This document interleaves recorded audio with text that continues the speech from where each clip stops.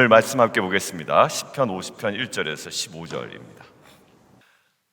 기독교인들에게 정말 중요한 이슈가 있는데 먹고 사는 문제도 맞고요. 또 사람들과의 관계 맺는 것도 맞고요. 그리고 이 땅을 살아가면서 우리가 해야 할 일을 마땅히 책임감 있게 하는 것도 맞습니다. 근데 정말 기독교인이라면, 성도라면 평생의 숙제가 있어요. 숙제라고 하면 너무 짐처럼 느껴지네요. 평생에 우리가 놓치지 말아야 될 것이 있습니다. 무엇일까요? 그리고 나중에 천국 가서도 해야 됩니다. 예배죠. 그러니까 공적인 예배뿐만 아니라 삶의 예배, 모든 것들을 통틀어서 결국 우리의 삶은 하나님을 영화롭게 하는 거예요. 그 소요리 문답에서, 장로교에서 할 때도 하나님을 기뻐하고 하나님을 영화롭게 하는 거라고 그랬어요. 왜 인간이 타락합니까? 하나님께 올려드려야 될 영광을 자신이 취하기 때문에. 왜 천사가 타락하죠? 그 영광에 대한 욕구가 있었기 때문입니다. 사사기 시대가 왜 혼란스러웠습니까? 이스라엘에 왕이 없었으므로 각자의 소견에 옳은 대로 행합니다. 그러니까 사실 예배가 무너지면 모든 것들이 다 와르르 무너집니다. 최상원 목사님 영상을 관심 있게 몇 개 찾아보신 분도 알겠지만 말씀 앞에 삶을 정렬하라고 이야기하잖아요. 그런데 말씀 앞에 삶을 정렬하라고 하는 게 뭘까요? 그 말씀이 진리입니다 라는 거예요. 묵상하란 말이 아닙니다. 묵상하고 말씀이 진리입니다라는 것들을 그냥 단순히 고백하라는 얘기가 아니에요. 누가 그런 고백을 안 하겠어요? 정말 실제로 오늘 하루의 삶을 말씀 앞에 정렬하는 겁니다. 저는 이것이 성도가 살아가야 되는 귀한 예배의 삶이라고 저는 믿습니다. 왜 다른 사람들 험담을 안 하죠? 그 하나님 마음이 아니기 때문에 그래요. 나는 오늘 예배 잘 드렸어 그러면서 돌아가면서 험담을 합니다. 아닙니다. 여러분들, 오늘 그러면 성도들에게 끊임없이 일상 가운데 우리가 추구해야 되는 그 예배, 오늘 두 가지를 얘기하려고 해요. 오늘 첫 번째 단락을 한번 먼저 나눠볼까요?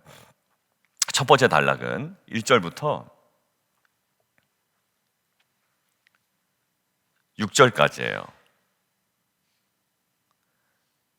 재판관으로 오시는 하나님에 관한 이야기입니다. 재판관으로 오시는 하나님에 관한 내용이에요. 자, 왜 재판관이냐? 키워드가 2절에 시온에서 하나님이 빛을 비추셨대요. 빛, 동그라미 치시고요. 이것은 태양, 해, 그리고 해라는 단어가 나옵니다. 해 돋는 데부터 지는 데까지. 해는 일반 식물에게는 굉장히 중요한 광합성 작용도 하게 하고요. 또 식물들을 자라게 하는 중요한 역할을 하죠. 그런데 여기서는 그러한 자연적인 것들을 이야기하는 것이 아니라 이 해의 이미지는 명확하고 부조리함 없이 판결을 내릴 수 있는 재판관의 이미지예요. 빛을 비추셨다라는 내용이 뭐냐? 우리를 따뜻하게 하셨다 이런 이미지냐? 근데 그렇지 않아요. 오늘 본문은요. 4절 보세요. 하나님이 자기의 백성을 뭐라고요? 판결하시려고 하는 거예요. 여러분들, 여기 예배는 뭘까요? 하나님의 판결, 하나님의 판단, 하나님의 시선 앞에 서는 겁니다.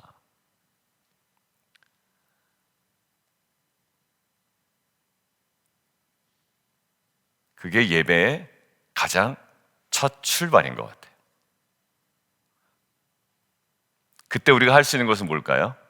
우리의 밝히 드러난 내면의 악한 것들을, 또 연약함을 고백하는 거죠. 큐티도 하나의 예배라고 저희가 정의를 한다면 큐티도 마찬가지예요. 내가 말씀을 잘 묵상해서 요리조리 잘 조리해서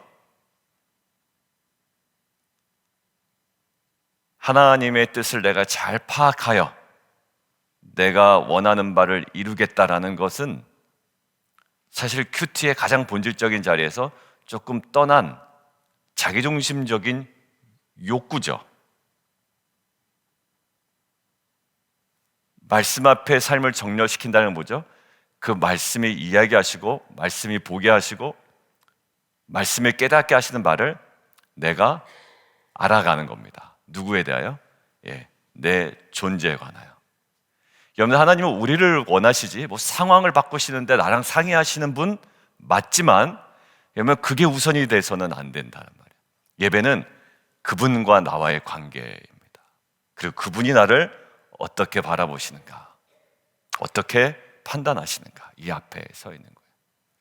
예배 자리에서조차 이 말씀은 저 사람이 꼭 들어야 되는데, 깨달아야 되는데, 그거는 하나님께서 알아서 하실 거고요. 그냥 오늘 이 시간 나를 향해 다가오시는 하나님의 시선과 판단 앞에 우리가 서는 겁니다. 여러분들, 가인은 여기에 실패했던 자였어요. 가인은 예배가 얼마나 중요한지는 알고 있었던 것 같아요. 마치 우리들처럼요. 우리들도 예배가 중요하다고 얘기하잖아요. 심지어 자신이 실제적인 예배를 다 놓치고 있으면서도 옆에 배우자한테는 예배드리라고 하잖아요. 왜? 나는 예배의 형식은 최소한 살아있어 라는 자신감이었어요. 오늘 나올 거지만 뒤에 가인은 예배가 중요하다는 사실은 알고 있었습니다. 그런데 그는 하나님께서 가인을 바라보시는 그 시선에는 자꾸 외면을 해요. 가인에게 자꾸 말씀하시죠. 죄가 너 문 앞에 엎드러져 있다. 조심해라. 하나님이 그 해로 비추셨습니다. 빛을 비추셨다고요. 그 가인 앞에 있는 죄를 보게 하셨다고요. 근데 가인이 안 보는 건지 못 보는 건지, 제가 보기에는 두 개 다인 것 같아요. 못 보기도 하고 안 보기도 합니다. 그러니까 예배가 중요한 줄 알아요. 그러니까 뭐 했다? 굉장히 분노했다. 왜 하나님 내 예배를 받지 않으시지? 되게 이상하죠? 예배가 중요한지를 알면서 예배 가운데 누려야 될 것을 못 누려요. 남한테는 예배 좀 드려, 예배가 중요해라고 하지만 정작 본인이 예배에 누려야 될 걸 아무것도 못 누려요. 이거 참 조심해야 될 것 같아요. 너 예배가 왜 그 모양이야? 라고 하지만 사실 우리가 먼저 하나님의 시선 앞에 내가 서는 거예요. 잘 보세요. 내가 그 예배 가운데 변하면 애들도 봅니다.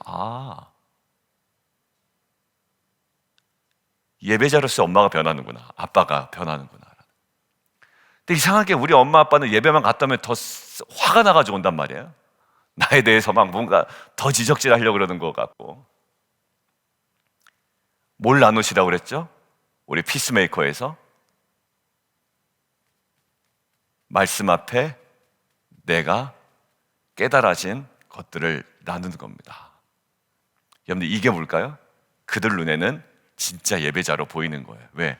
하나님의 시선 앞에 내가 노출되고 하나님의 판단 앞에 내가 다시 한번 세워지는 거예요.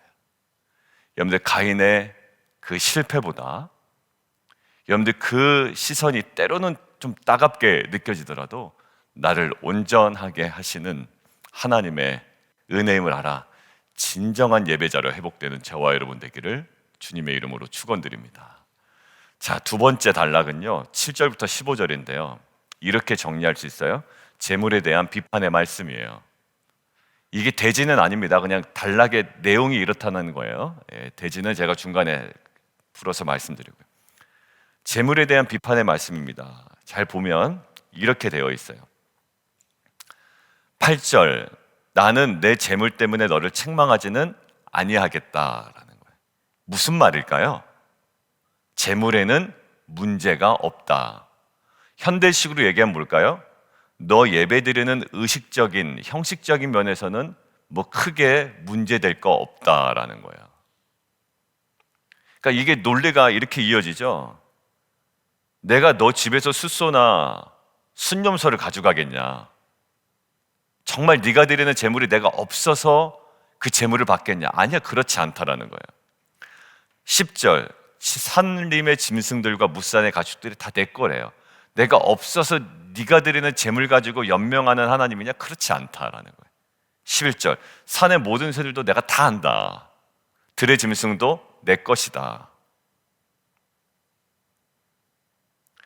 12절, 세계와 거기에 충만한 것이 내 것이다. 하나님 되게 자세하게 얘기하시죠. 그냥 그럴 필요 없다가 아니라 자세하게, 야, 이게 내가 필요하겠니? 이게 다 내 것인데 내가 다 안다. 13절 한 번 더 얘기하시네요. 내가 숫소의 고기를 먹으며 염소의 피를 마시겠느냐? 우리는 예전에 조상들에게 차례 지나나 제사 드릴 때 진귀한 음식, 좋은 음식을 갖다 놓죠. 뭐 하죠? 조상님이 오셔서 이걸 뭐 하신다? 맛있게 드신다라는 거예요. 그런 사고방식 아니다라는 거예요.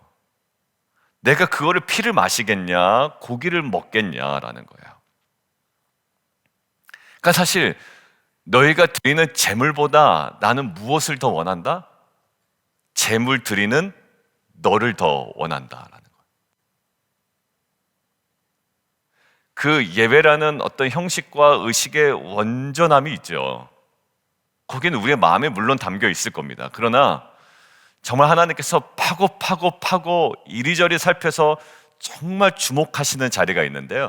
우리의 마음을 보시고 계십니다.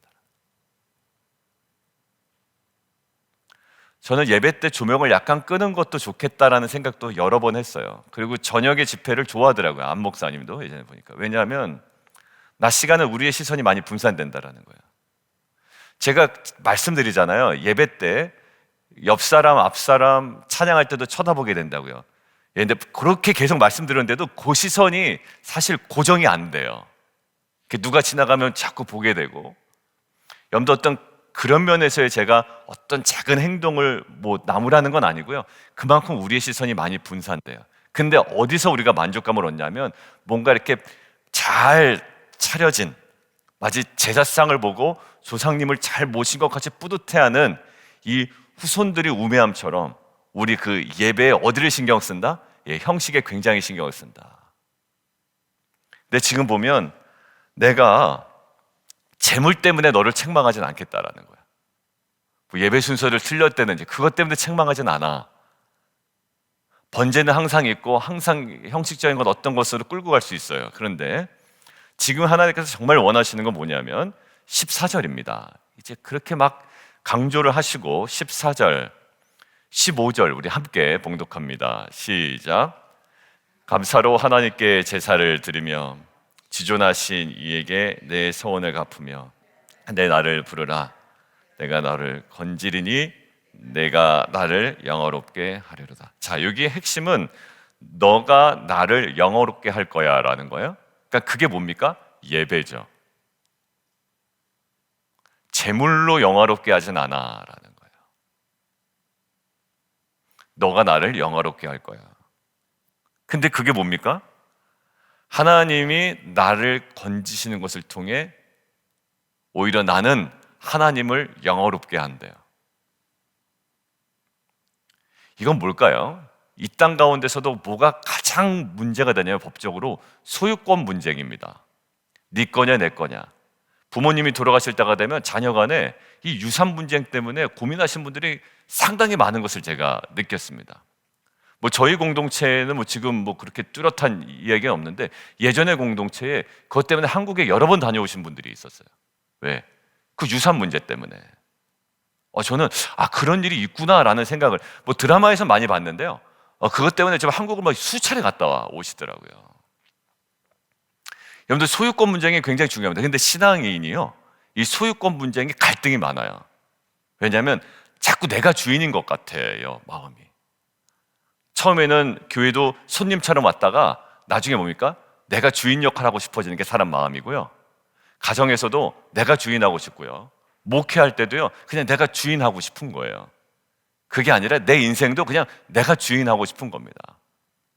그런 특징이요, 정말 그 주도적인 면이 있고 굉장히 부지런한데 뭐냐면 결국 하나님의 하나님 되심을 그 풍성함을 느끼지 못하는 거예요. 여기 보세요. 환난 날에 누구를 부르라? 예, 나를 부르라라는 거예요.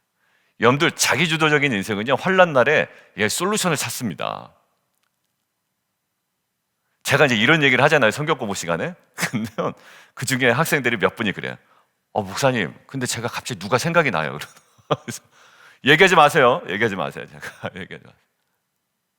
그게 남편이든 배우자든 뭐 아내든 누구든. 여러분들 그게요, 사실 그 사람의 생각나는 누구뿐만 아니라 우리들의 모습이 그렇단 말이에요. 환난 날에 나를 부르라.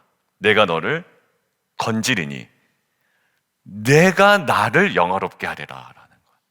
여러분들 우리는 하나님을 영화롭게 한다고 뭐 했죠? 내가 막 최고가 되고 내가 정말 뭔가 이렇게 특출난 탁월함을 보여서 하나님을 영화롭게 해야지. 아니에요. 우리는요, 내가 뭔가 하나님께 더함으로 하나님의 영광을 올리는 것이 아니라 하나님의 원래 갖고 있었던 영광을 드러내는 것뿐이에요. 내가 뭘 하나님께 더 하나 한 점 더 줘서 하나님의 영광이 더 부풀려지는 게 아닙니다. 우리는 참 많이 착각을 하고 있는 것 같아요. 저도 그렇죠. 저도 내가 이 사역에 대한 어떠한 정말 탁월한 열매를 하나 탁 맺으면 사람들의 그 어찌 보면 칭찬과 어떤 있잖아요, 그런 게. 예, 그거 있으면 야, 하나님 정말 이제서야 영광 받으시는구나 이렇게 생각을 하더란 말입니다. 아우, 사람들이 어떤 뭔가가 있었어. 이 하나님께서 이제야 영광 받으시는구나 이렇게 생각했죠. 근데 지금 뭐예요? 내가 나를 영화롭게 하리라 하는데 나의 탁월함은 없어요. 환난 날에 부르짖은 것뿐이에요. 그래서 하나님 나를 불쌍히 여기셔서 나를 건지신 거예요. 근데 그게 하나님을 영화롭게 한다는 거예요. 가만히 보니까 남유다와 북이스라엘이 그랬습니다. 우시야 왕이 잘 나갈 때 하나님을 영화롭게 하지 못해요. 오히려 우시야가 강성화해지니 마음이 교만해져 가지고요, 하나님의 말씀을 버려요. 말씀 앞에 삶을 정렬하지 않아요. 지 마음대로 해요. 그래서 그냥 분향단에 그 제사장이 해야 되는 일을 자기가 막 한다고 난리난리를 치다가 문둥병에 걸립니다. 오히려 강성화해져서 그만큼 영역을 넓힌 적이 없거든요. 근데 그게 하나님께 영광이 되질 못해요. 근데 너무나도 연약한, 앞에 있었던 르호보암도 그런 실책을 저질렀고요. 근데 너무나도 연약했던 그 아사왕도 음향이 있지만 가장 연약할 때 뭐예요? 하나님께 간구하죠. 그러니까 간구합니다. 강한 자와 약한 자 사이에 도우실 분이 누구밖에 없습니다. 하나님밖에 없습니다. 아사왕의 기도. 구스의 100만 군대가 쳐들어오죠. 여러분들 환난 날에 어떻게 했습니까? 그가 여호와를 불렀습니다. 그랬더니 구스의 100만 군대를 하나님께서 처리하시죠. 그게 뭐가 됩니까? 하나님을 영어롭게 하는 일입니다. 그가 뭐 했습니까? 아무것도 안 했어요. 환난 날에 엎드렸던 것뿐이에요. 근데 그게 하나님을 영어롭게 됩니다. 우린 비싼 재물을 가져오고 여러 가지 많은 구상을 하죠. 근데 야, 내가 그거 가지고 너한테 책망하지 않아 라는 거예요. 그리고 진정한 예배는요, 감사로 하나님께 제사를 드리며, 이것들 우리가 많이 얘기되는 거고요. 오늘 주목하고 싶은 건 14절에 지존하신 이에게 내 소원을 갚으며. 여러분들 저한테도 약속하신 거 있으시죠?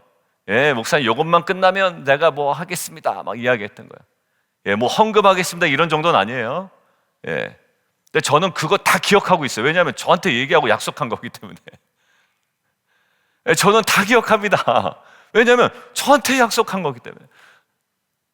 근데 하나님은 어떻게 하겠어요? 저도 기억했다가 안 하면 되게 서운한데 하나님은 어떻게 하겠어요?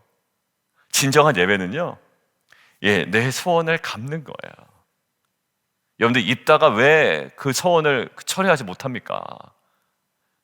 구체적으로 구약의 언약을 이제 들어가면 방법이 없지 않았냐, 있지 않았냐, 여러 가지 있지만 여러분들 그만큼 어떻게 돼요? 그 소원, 하나님 앞에 소원 앞에 이거는 뭐냐면 하나님으로 인정하는 거예요. 여러분들 저한테 약속했다가 약속을 안 어기잖아요. 그 기분이 좋을까요? 그래도 어때요? 상당히 나쁩니다. 상당히 나빠요. 뭐 어떤 느낌으로 나빠요? 그래, 이제 좀 친해졌다고 무시하는구나. 이제 좀, 내가 이제 거리를 확 둬버려야 되겠다. 이런 나쁜 마음까지 든다고요. 야, 이게 뭐냐?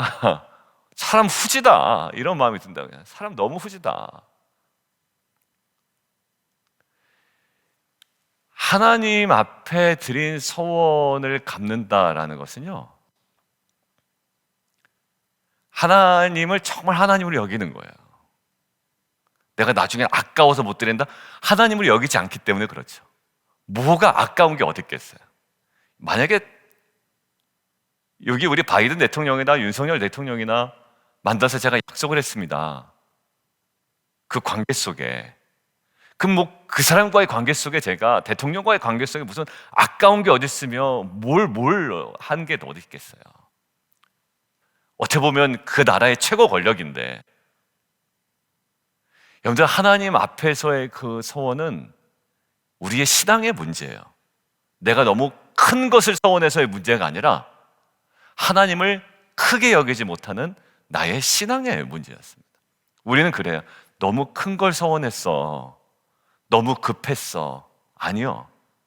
그것은 지금의 감정이었고요. 그때는 하나님이 가장 컸어요. 근데 지금은 하나님보다 그게 더 커요. 신앙의 문제예요. 그때는요, 이거보다 하나님이 정말 컸다니까요. 근데 어느덧 이제는 이게 더 훨씬 커요. 우리 안에 결국 뭘까요? 그게 예배가 무너졌다라는 증거라는 거예요.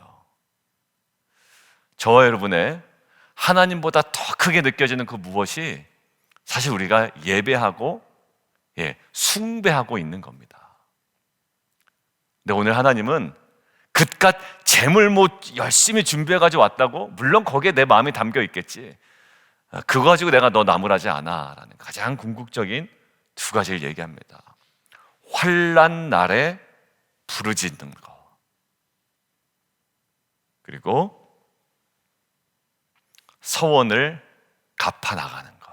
여전히 하나님은 크신 분입니다. 그 소유권 분쟁 앞에 내가 패소를 하는 거예요. 내가 승소하면 아무런 이득이 없습니다. 그 소유권 분쟁 앞에 내가 패소하고 진정한 주인을 나의 왕으로 모시고 예배가 회복되는 저와 여러분 되기를 주님의 이름으로 축원합니다. 기도하겠습니다. 우리 함께 기도할 때 오늘 두 가지예요. 재판관으로 오시는 하나님이죠. 예배는요, 하나님께서 비추시는 빛 앞에 저희가 서 있는 겁니다.